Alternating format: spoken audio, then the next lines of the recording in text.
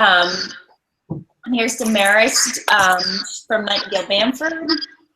Hi, guys. Hi, how are you? Damaris, I think your camera is not on. Oh. At the top, if you run your cursor at the top, okay. And Deborah's here from Friends Council. Hello. Hi, Deborah. Hello. Nice to see you all. Good to see you.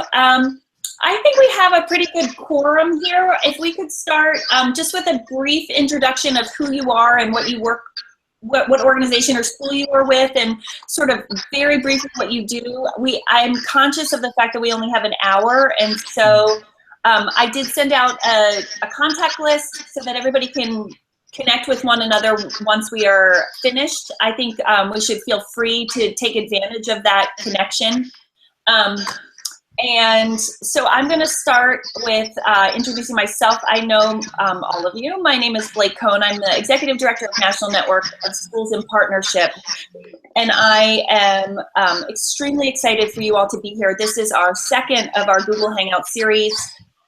We're going to talk today about assessment of programs and how to assess the value of your community engagement and your school partnership programs, both small scale and large scale assessment and short term and long term. We are lucky enough to have a very wide variety of people participating today, so I thank you guys for taking time out of your day to be here. The way my screen looks across the bottom, Larry is next. So Larry, if you could introduce yourself and what you do at middle grades, and even a little bit about middle grades, because I think maybe because you're a regional organization, you might not be as well known. And so now it's time to shine a light on your organization nationally. Okay. Sure. Good afternoon, everyone. I'm Dr. Larry J. Walker. I'm the program manager for the Baltimore Community Foundation Middle Grades Partnership. And essentially, we fund public-private partnerships between public schools and private schools that serve predominantly minority, underserved youth in Baltimore City. And what happens is some of the private schools in the local area, Gilman, et cetera, you may not be familiar with, some of the top tier private schools partner with public schools in the inner city. And essentially we identify students who are kind of in the middle. Essentially what we want to see with a 3-year program, we provide a summer program and also a school year program. And what we want to see with the students who are involved in the program over the 3 years is be able to write a 5-paragraph essay, be algebra ready, develop a love of reading, and also some of the social emotional skills. And this past summer, we served 381 students. Wow. Overall, and we're looking to grow. And we serve middle school students. And the ultimate goal is to get these students into the top tier, the most competitive public schools in the city of Baltimore. I think most recently, 91% of the students who've gone through the program were admitted into these top tier public schools. So we're quite proud of that percentage and looking forward to increase that. So that's just a kind of quick synopsis. And essentially my job is to kind of oversee these partnerships. We had 8 sites this summer in this school year, and we're looking to add more sites. Essentially, program evaluation, technical assistance, et cetera, and just obviously making sure the programs are, what they're doing is consistent with our mission. Excellent. Thank you so much. Eric, you are next on across my board. So I'm just going to you guys I don't think you see the same thing I do. So we're just going to go randomly across the participants. I'll do a 5-second introduction since you'll hear more from me in a little bit. But again, Eric Rowland. I'm the Precourt Director of Partnerships with something called the Tang Institute that we'll explore in just a few moments. And I'm here at Phillips Academy in Andover, Massachusetts. And I'm really excited to have this conversation with all of you and maybe save a little bit of the rest of the intro for our discussion as well. Excellent. Thank you. And Deborah, you're here. Okay. Again, thank you for being here again. How are you? Great. Thank you for having me. I'm Deborah Saenz-Pankow, and I am the Associate Director of the Friends Council on Education. And we are a membership organization of 81 Quaker schools across the country. And in my when I was working in Quaker schools, two different schools. I was the community service, community outreach, service learning. Over the years, it's had many different titles, but that was largely a role that I played. And now I coordinate professional development for all the Friends School teachers, and we have a group that is specific for people who are interested in service learning. So that group is of great interest to me. I try to coordinate program for them, and a big question that comes up often is, how do we know that how do we assess programs? How do we know that we're doing what we want to be doing? And how do we then communicate that both to the internal community and to the outside world? Excellent. I hope we can start to think about some of those answers today. Yeah. And Dave, it's great to see you. How are you? I'm good. All right. Great. So I am with Grab the Torch. We've been in existence for 10 years. And our partner schools, our anchor schools, are Fountain Valley, Colorado Academy, Ethel Walker, Westover, and our public partnerships are KIPP in New York City Public, Denver Kids Inc., KIPP Denver, and a variety of other programs around the country. We've been lucky to have great success. I should say that this year we've shifted to all girls. We've been all girls in the East for the last 5 years, but we're shifting Colorado to all girls. And our upcoming, I'm actually leaving in about an hour to head to New Jersey to meet with St. Benedict's. For those who haven't seen the program on 60 Minutes, it's quite a program. We're also co-host of the Service Learning Conference coming up at Johns Hopkins next month with CSEE, which got started with David Strait. I'm supposed to see all these different people. That's kind of me in a nutshell. Well, excellent. Thank you for being here. Damaris, are you okay? I think her button is muted. Yes. Are you there, Damaris? Are you? She's muted. She's muted, yeah. Blake, I think that's on your end. Oh, now you're muted. Unmute now.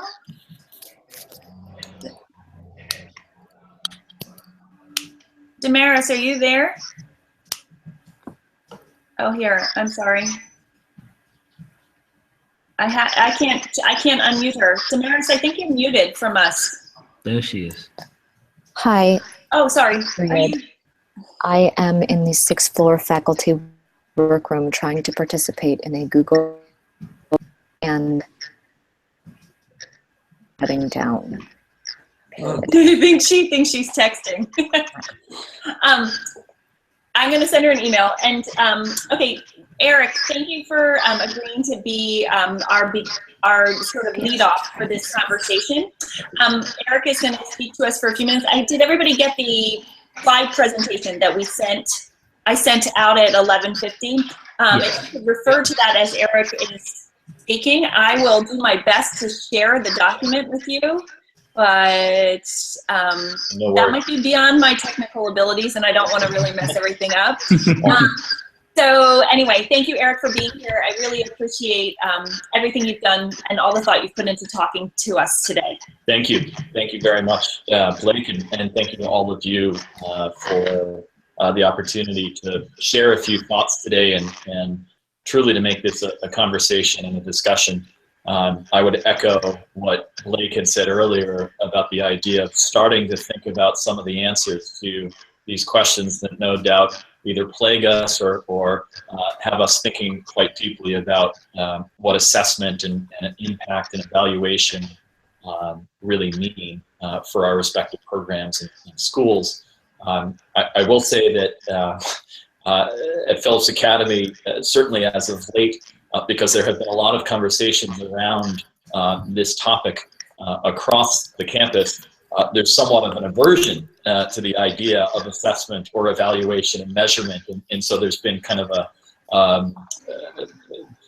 silent movement to see if we can use other terminology and through that to inspire and encourage some creative thinking around what we mean, kind of beyond surveys as well. So in any case, I'm thrilled to be here and to share at least some initial thoughts around this idea of impact, and very much looking forward to hearing from all of you and continuing the conversation certainly beyond today as well. To share just a little bit about our partnerships work, which I think will help frame thinking about assessment, at least at Phillips Academy. I'd love to just give you a quick background of the Tang Institute so that you have some kind of broader understanding of what it is that we're thinking about and working on here. And if you happen to be going through the slide presentation, the second slide there gives at least a slice of what we are all about, which is very much thinking about the lives of our students and their much broader context. That is the world around them, that is complex and interrelated and interconnected and very much global and digital, and all of the things that are potentially scary, but also serve as wonderful opportunities if we can help prepare kids in the right way as well. The Institute launched just about 2 years ago in October of 2014, very much with this idea of thinking about how we can support students in that endeavor. And from the get-go, the thinking around the Institute was that it should be collaborating among colleagues in different parts of our campus, and also to be thinking more broadly about partnership and to be working with a variety of schools and other organizations, both near and far. And so with that, and maybe just on the third slide there, you can kind of take a peek at what our three core areas include, the different types of work that we have focused on. One is around this idea of an ideas lab, and having a chance to support faculty who have ideas around innovative teaching and learning, whether that is using technology in the classroom or bringing mindfulness to our program or helping students embrace failure. These are different projects that faculty members propose, and we work with them to either find a home within the Institute or in some other part of the campus, and to bring in partners both on campus and off campus.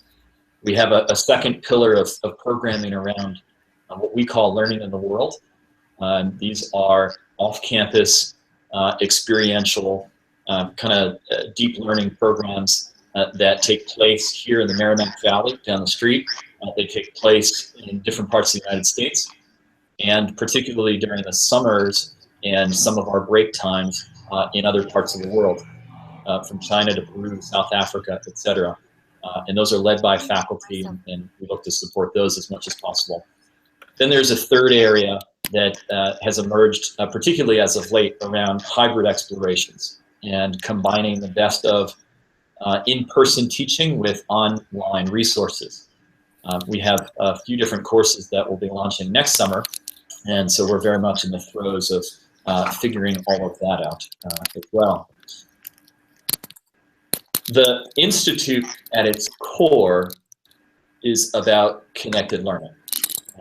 This is something that was kind of stated from the beginning when John Palfrey took over as head of school here and had this idea for the Institute that it should be very much about connected learning.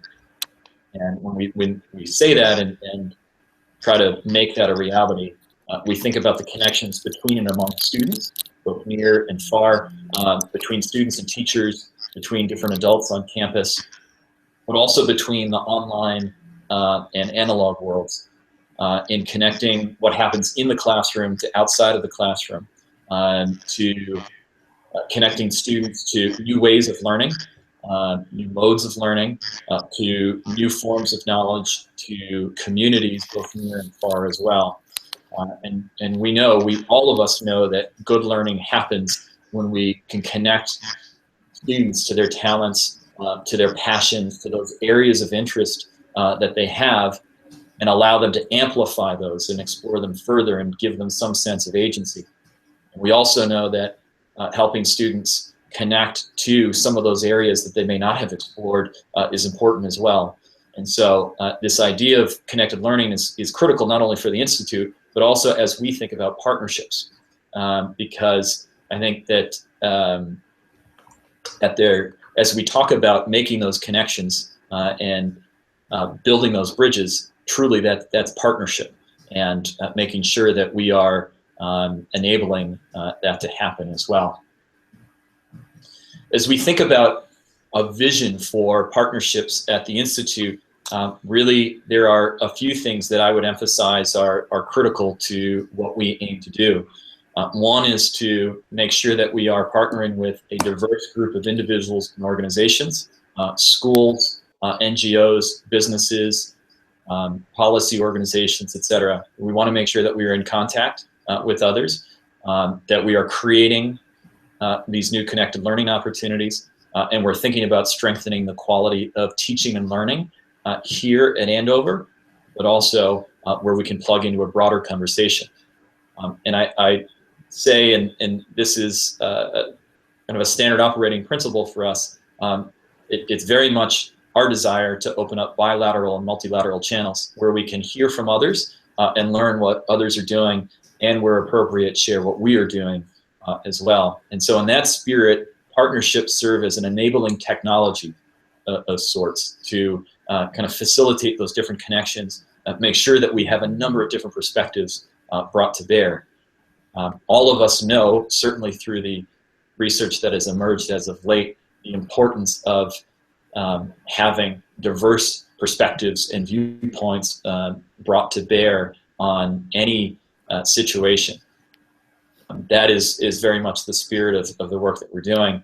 We recognize that we will enrich what we're doing by bringing together a variety of perspectives and viewpoints and ideas and data, and that is something that I'm very fortunate to have kind of as an operating principle, that we can think expansively about who's in the room, literally or figuratively, in this case, in order to kind of sharpen the work that we do and make sure that we are deepening the work that we do as well.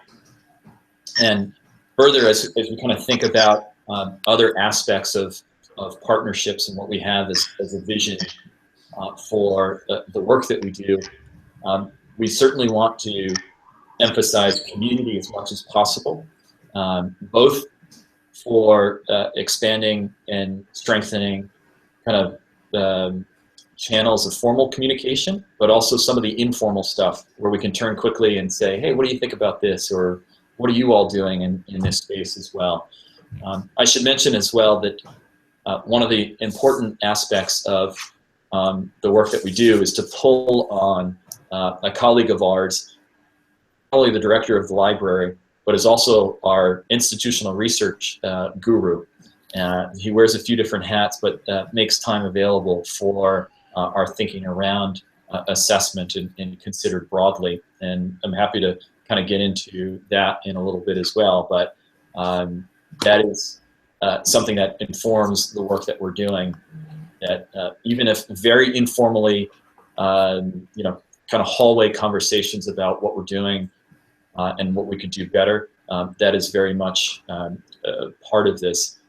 I'd also love, as we have a conversation and discussion at the end too, to think about, or invite us to think about this idea of partnership considered broadly. You all represent a variety of ways of considering that, but I think one of the sort of nice things that I have found in coming here over the last few years is there is kind of a nice invitation there to think of partnership broadly. In terms of some of the guiding principles that we have here, no doubt they're the ones that you share as well, around making sure that there is quality at the core, there is transparency to the greatest degree, that we are making sure that we are open and sharing what we're doing and struggling with, and also to hear from others, recognizing that early conversations are not set in stone, and that we need to be agile and flexible and creative in thinking about how we work with others. That there's not only mutual benefit, but mutual investment in the work that we're doing. I had mentioned the kind of diversity of voices and ideas in the room being something critical. And then also thinking about how to build in sustainable relationships so that they live beyond, so to speak, the people who help broker them at the beginning as well. In terms of thinking about partnerships per se, and then kind of launching into discussion around the assessment piece, I think it's helpful to share with you all at least how we think of or conceive of partnerships. And there are kind of three major buckets that I would point to in terms of the work that we do. The first is communication. These could be one-off or ongoing conversations or discussions with others. Principally they are with schools, but not necessarily the case. We've also talked to a startup accelerator here in Boston, to nonprofits in the local area as well. And these are, but we also have had kind of regular conversations. I can think of one school in particular that has just by chance been wrestling with questions of global education with innovative teaching and learning and thinking about experiential opportunities. And those are things that we're thinking about as well. And so for the last 2 years, what we have done is regularly called one another up or gathered in person and brought in the relevant parties from our schools to have a conversation or a discussion. So communication is one area of partnership. A second is around convening, bringing together myriad voices around a particular issue or challenge to interrogate that, to try to surface some answers to challenging questions or some new solutions or new thinking or new ideas. Over the course of the last year plus, we've either gathered folks here or elsewhere or been part of conversations around public-private partnerships in education, assessment of global education programming, or a kind of innovative thinking around new forms of off-campus programming as well. And again, what we have found is some of these conversations kind of live in that space, and maybe there's a capture from that discussion and it stays there. In other cases, it inspires more action and activity, and it may lead to some joint project or something that we're participating in together as well. And then kind of a third area is collaboration. And no doubt this is something that you're all familiar with as well, but to work jointly on something, to create something, to produce something, to bring about some sort of change or a new something, whatever it may be. But we think of collaboration, at least with the Institute, as including both kind of discrete specific projects that we may be working on, or kind of bigger programming as well. And so I kind of go through this, and I imagine that's all familiar with you, thinking about those different types of partnership, because I think they are important units of analysis when it comes to thinking about assessment. I think that's where we need to start, is with this question of what are we talking about when we're talking about partnership. And I think it's something that I hear from, again, institutional research colleagues here, is what is our starting point in terms of the work that we're doing. I should say as well, and it sounds as if this is the experience for all of you, that the view is that partnerships should be core and are core. They are not something surface level. They are not add-ons. They are not nice to have. They are the lifeblood of the work that we do. If there is no partnership and there are no channels of communication and activity, then we are just the way we were years ago and not changing and developing. And so I think that's an important framework as well, to recognize that this is core, that this is something that is significant and important. In fact, the original title that I had for my position was Director of Innovation and Partnerships. The thought was, come here and help us think about how we should be doing things differently as well. Maybe just kind of transitioning to some of the assessment piece. You may have seen in the slides, particularly the second half of those slides, that there are kind of two major areas that I would suggest we think about. One is around what to measure, and the other is around how to measure. And would be happy to start exploring both of those with all of you. First, on the what to measure piece, again, I do think it is important that we start with this question of what type of partnership are we considering here or is in play. And in our discussion, I would love to hear from you about other types of partnerships that you're working with.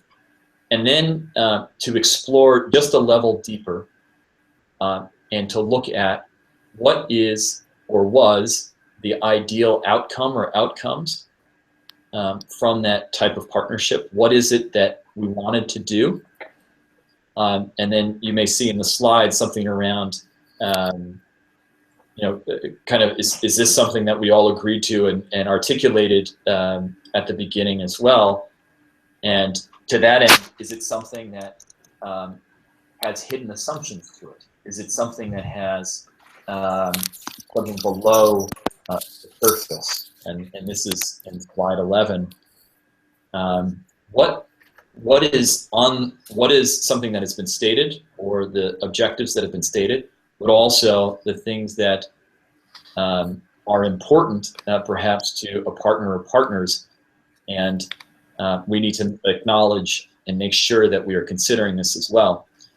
I offer this from some experience, as we have thought about assessment of Learning in the World programs, for example, where again we work with partner organizations in different countries when we send students to different parts of the world, that we have learned over time that there are kind of the stated goals of, we want to make this an outstanding educational experience, but there may be below the surface desire to do something around, you know what, this partnership could really help position us to bring in candidates from other schools, or this would be a nice opportunity to serve as a proxy for other types of programming that we would like to do as well.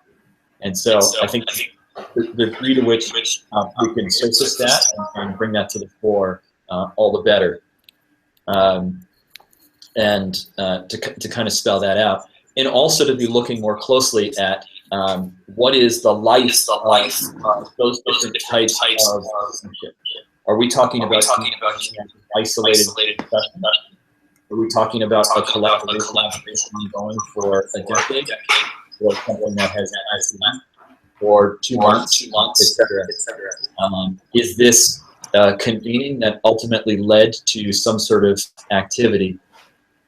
If we can start to isolate those factors and dig into what it is that we're really talking about in terms of type of partnership, I think it saves us at least some headaches in terms of thinking about the assessment piece as well, and we can at least start to cut out what we don't need to measure, if nothing else, and hone in on what is most significant.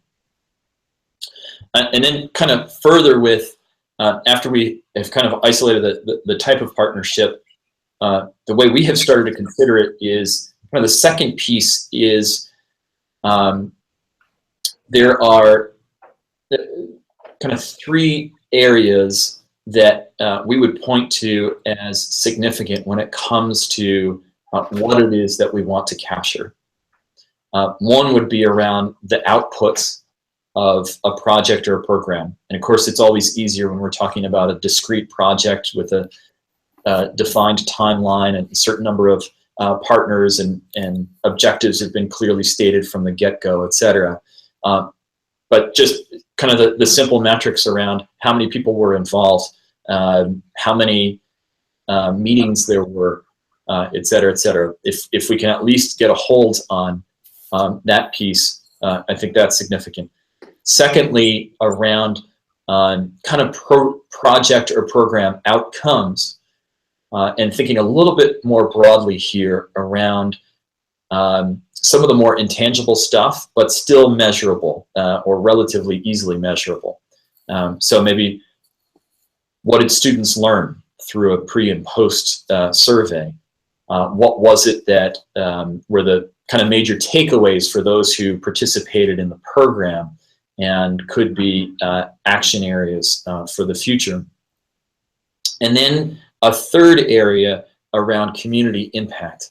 And this is the not necessarily easy to quantify bucket, as you all know, and would love to hear your thinking around this. But some of the broader structural change. What has happened in the broader context as a result of this partnership, as the result of two or more entities working together to do something? And I'm going to come back to that in just a moment. I'll say as well at the very end, I shared just a few resources and would love to hear from you all what you use as inspiration for thinking around assessment.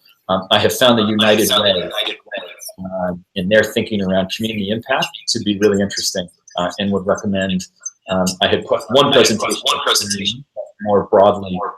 They could be an organization explore in terms of about that community, particularly because they have so many partners and want to make sense of the work that we're doing, or they were doing.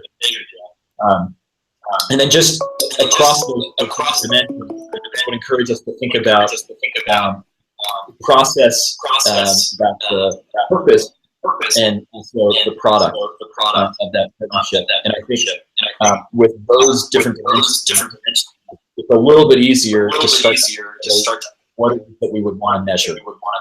Again, from an output perspective, that we start to ask ourselves questions. You know, how it was the program or project, something that was truly collaborative, with an intent versus a specific, that we can point to some of the data that comes out of and was also, again, college here, a means of isolating what we do before we start partnering, so that we have a sense of what it is that we would want to measure towards the end as well.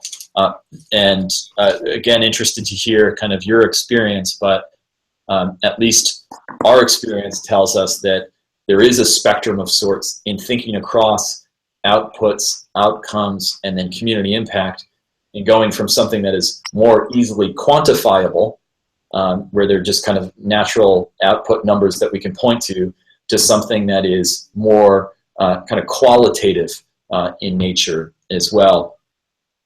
And maybe just kind of along those lines, I'll offer that this, I think kind of maybe the third to last slide there around community impact and that isolated piece. What has arisen for us, particularly as of late, in thinking about kind of doing assessment or making sense of what has happened. I'll borrow here a phrase from Veronica Bois-Mancia at Project Zero, and I would highly recommend her work, particularly not only in thinking about global education, but experiential education as well, and education more broadly. But she talks about this, and Project Zero talk about this idea of making learning visible. And that is something and we have found is really instructive in terms of thinking about trying to get at some of the kind of squishy, less quantifiable stuff in making sense of the work that we do. And to that end, one of the explorations on campus here has been digital portfolio and e-portfolio use. Similarly, as I have been in contact with partners off campus, we are taking an approach that kind of mimics that in building e-portfolios or digital portfolios or the equivalent. For example, one of the kind of partnership networks that we are involved in is what we call the Merrimack Valley Collaborative. And we are in conversation with a number of, right now it's schools, neighboring schools, and our hope is to broaden that to include businesses and NGOs and policy organizations, et cetera, over time. And we have the good fortune of A, starting this from the beginning, and B, it's a relatively small group. In any case, as we have been kind of kicking off, thinking about the coming year, I find it instructive that our instinct in our last meeting was to say, look, we need a digital presence, and let's build, a site of some sort that has a blog, that has, easily a platform that we can easily upload information, and that we all agreed that what goes on there is what we have done. So both actually the vision or mission of our work, and then what we have done, essentially saying we need to share the evidence of this collaborative and demonstrate that this partnership is working or it's not working. And I think that would be important as well, to share what we have learned has not gone so well in ways that could be instructive to ourselves and others. And so again, that can take the form of a portfolio of doing self-assessment, observation by others, some sort of group reflection, et cetera, and any kind of visual evidence as well. And so maybe just kind of tying up this piece before we launch into a discussion, taking a step back, I think one of the most important things that we have tried to focus on, and we still have a lot of work to do in this area, but is to put together first something that is holistic. So to hear what it is that people have done, again, from an output perspective, an outcomes perspective, and community impact perspective. And the totality of raw data and reflection and pictures and off-the-cuff video entries and longer-term impact assessments together kind of paint the picture, at least for us, around whether or not some sort of partnership has impact or had impact. And I kind of think of that as almost like an index with a number of different pieces that go into it. I think a second piece that I would encourage us to think about is, are there different ways that we can think about assessment or measurement I have been challenged in a good way to think of partnership broadly. And again, I'm excited that you are all part of this conversation, because you represent a number of different dimensions.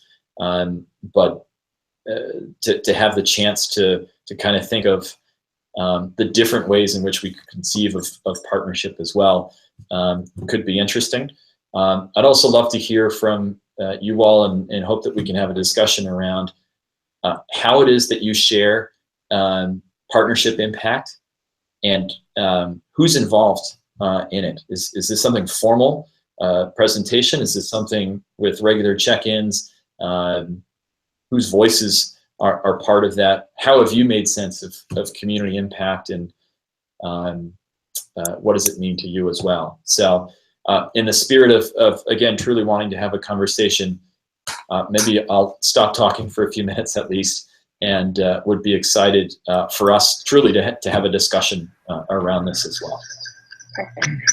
Thank you, Eric, so much. I mean, so much. I wasn't not looking at you. I was just writing things down the whole time, I promise. So much of what you said, there's so much to think about. There's just no one answer, and so there's just so many different things to think about. I would like to open this up. Does anybody have any questions or responses or anything to start? If not, I will start with some of Eric's probing questions.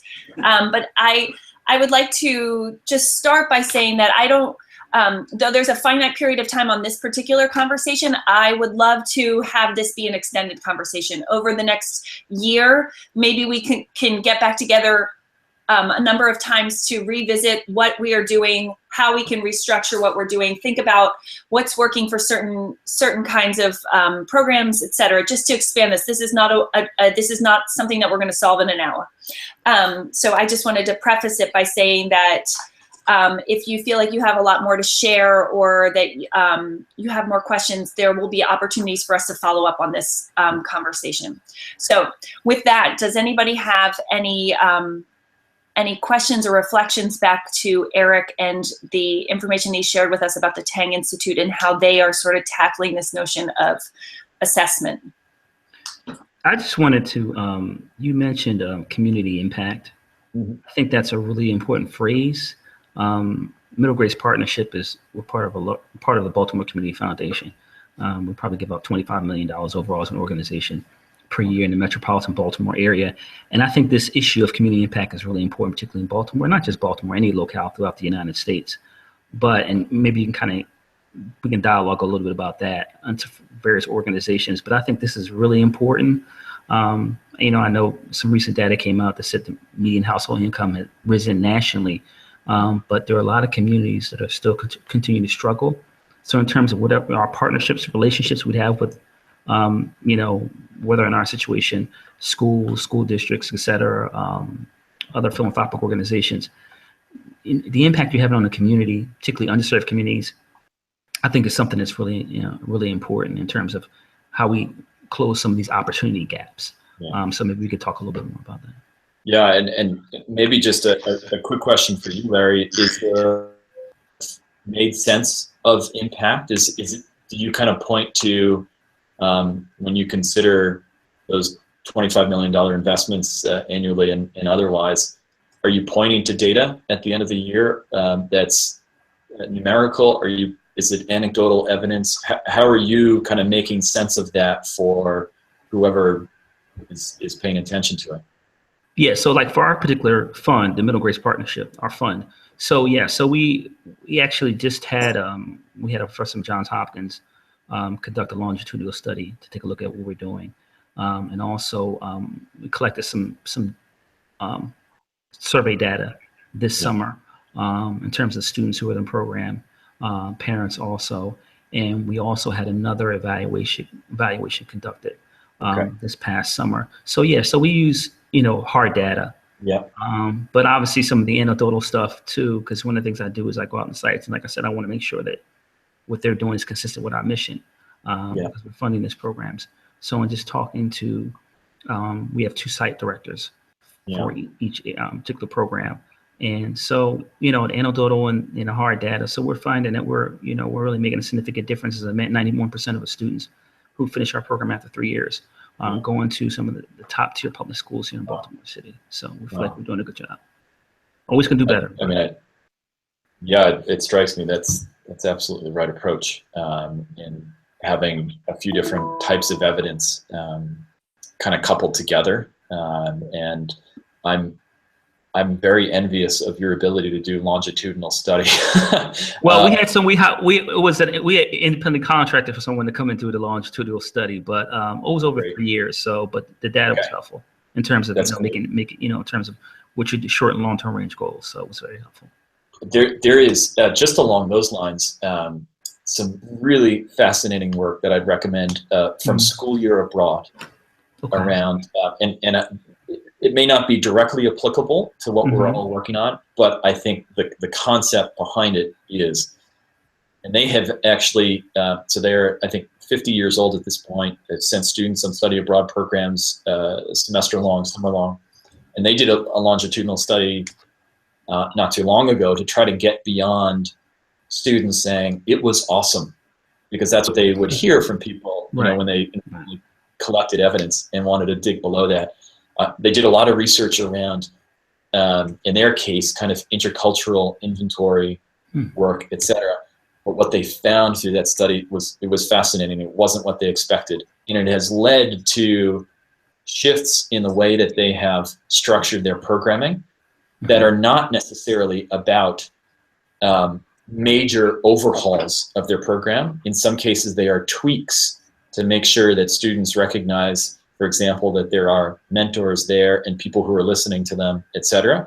and they've kind of had outsized impact as far as I understand. So in any case, Eric Visser is their director of curriculum and very, very thoughtful about this work. I would maybe just offer as well, kind of in response to that very quickly, one of the programs, one of our Learning in the World programs that just kicked off this year is something called Confluence. And it is a program that involves students from 4 local schools, including ours. And they had an opportunity to meet once during the summer for a week or close to a week. And then they will meet virtually and in person throughout the course of the year. They will be tasked with doing some sort of project that has impact on the broad community.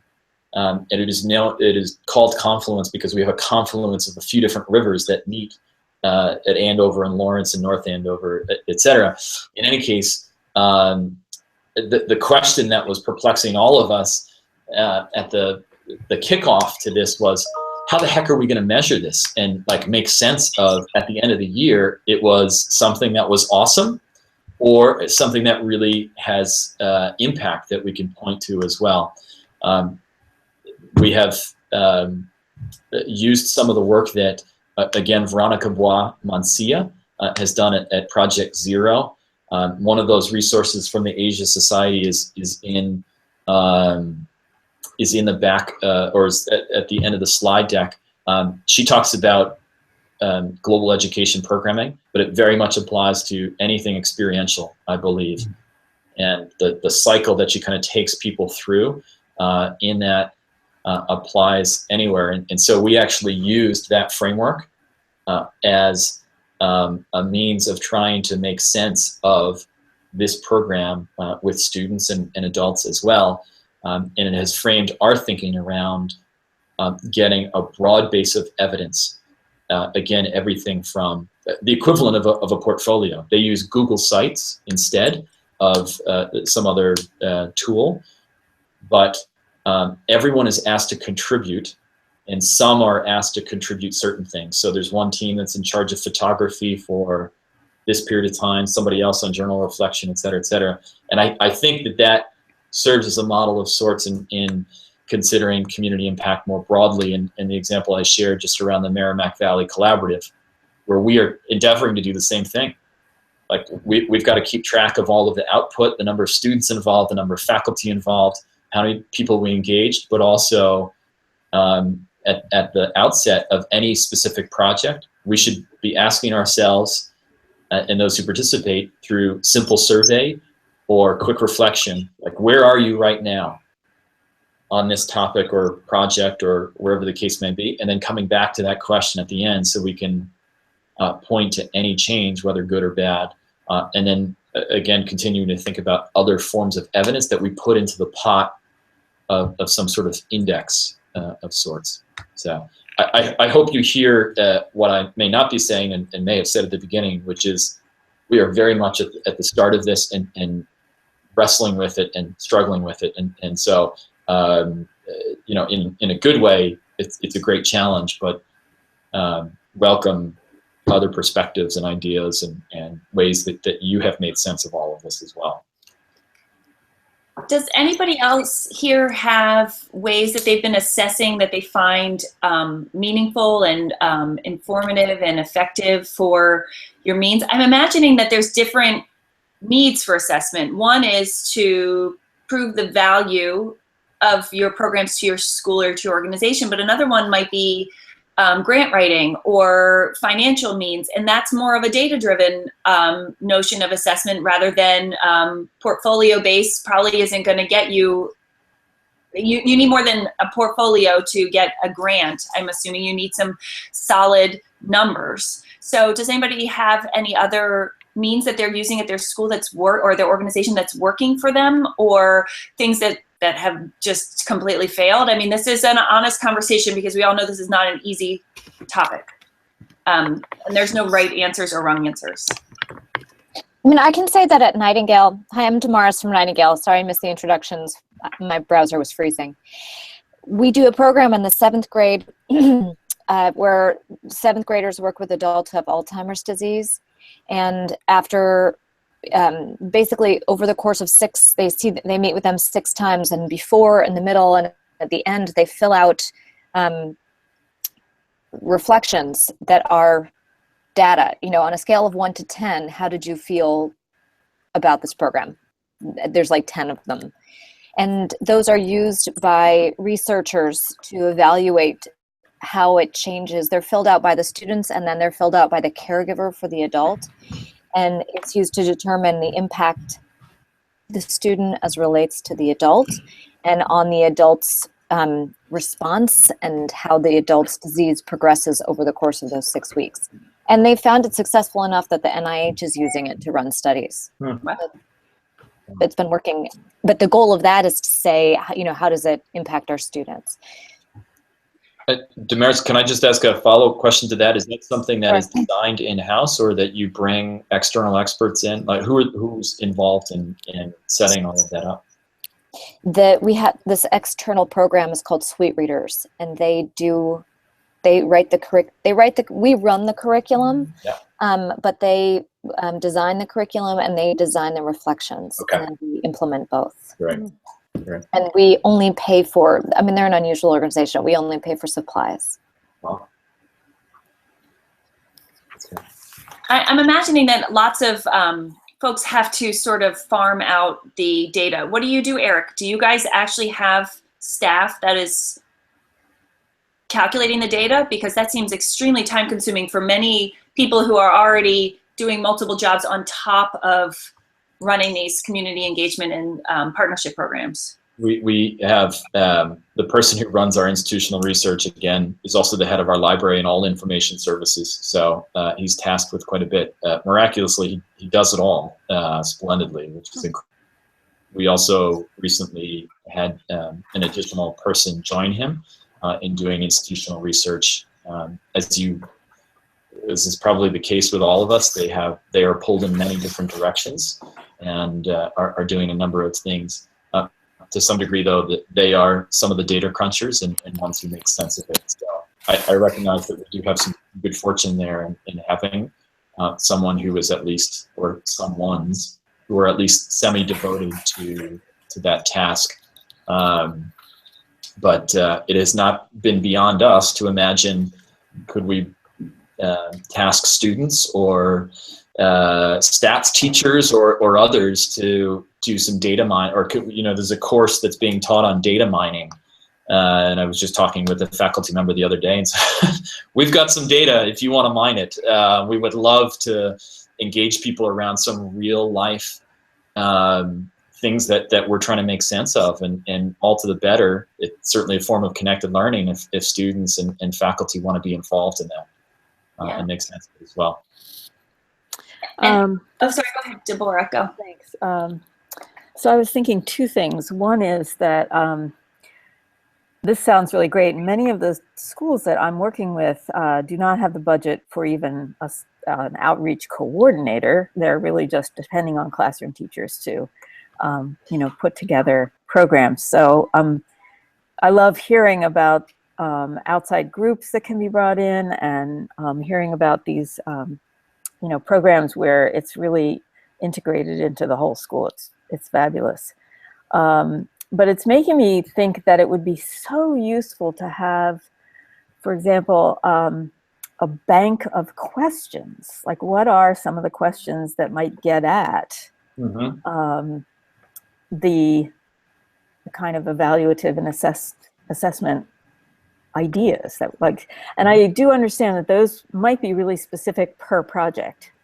But I was just thinking, for example, a pretty common partnership that I've at least experienced is having independent school students and public school students partner together to work on a project. And so, there must be sort of a standard bank of questions that we could develop that people could use, pre-questions, maybe midway through, and then at the end. So that was one thought. And then the other thought I just want to throw in is that is the value I have found over the years of having both students and teachers work together on creating a rubric Again, that's a little bit of a qualitative way of assessing, but they get to think ahead of time, you know, what are some of the things I'm going to put into this project? What would I look for if I were viewing it from the outside? And they can work with adults to do that. But the one value of that, there are a couple different values. One is it gives you some data, hard data. The other is really, it's just a way of communicating both to the internal school community and externally that, you know, this is an amazing project the kids got to do. Mm-hmm. I love the idea of the bank. Yeah. And we are currently, and Eric's part of this with me, working on a rubric for effective partnership.